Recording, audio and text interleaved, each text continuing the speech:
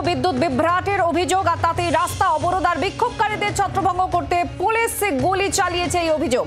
দুজন অপরাধকারীদের পায়ে গুলি লেগেছে বলে অভিযোগ। গুলিবিদ্ধ অবস্থায় দুজনকে মালদা মেডিকেল কলেজে ভর্তি করা হয়েছে। আক্রান্ত মানিকচকের আইসি সহ বেশ কয়েকজন পুলিশ কর্মীও। পুলিশের গাড়ি ভাঙচুর করা হয়েছে এবং ব্যাপক উত্তেজনা এলাকায়। অন্যদিকে পরিস্থিতির সুযোগ নিয়ে যে দুষ্কৃতীরা পুলিশকে আক্রমণ করেছে এবং বিশৃঙ্খলা তৈরি করেছে তাদের বিরুদ্ধে কঠোর আইনানুগ ব্যবস্থা নেওয়া হবে বলে জানানো হয়েছে। মালদার মানিকচকের ঘটনায় প্রেস বিজ্ঞপ্তি দিয়ে জানিয়েছেন এডিজি আইন শৃঙ্খলা মনোজ বর্মা।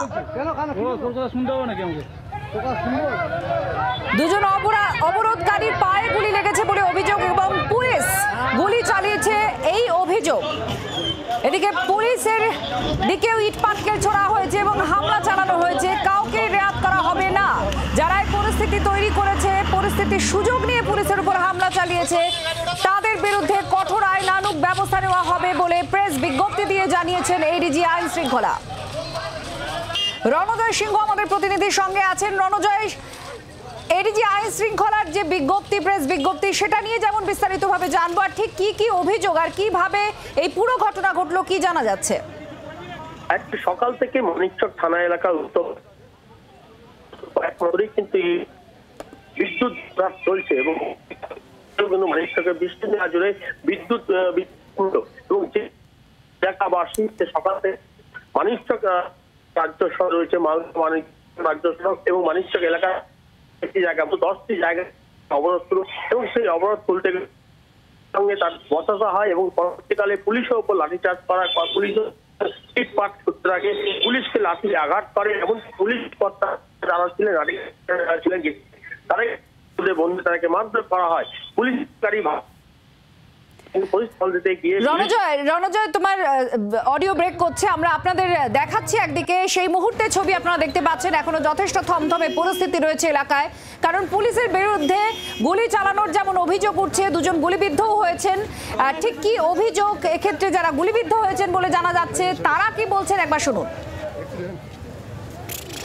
নাম কি তোমার? তোমরা কোথায় ছিলে?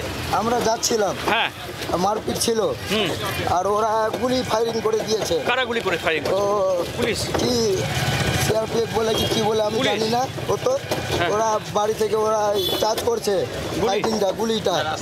তো গুলি ফায়ারিং করেছে, আমি জানি না কি ওই আমাকে গুলি মারছে কি হচ্ছে। আমি যাচ্ছিলাম, তারপরে পায়ে লাগলো, তো আমি বললাম কি বোধা হয়ে গেছে, দেখলাম তো রক্ত বের হচ্ছে।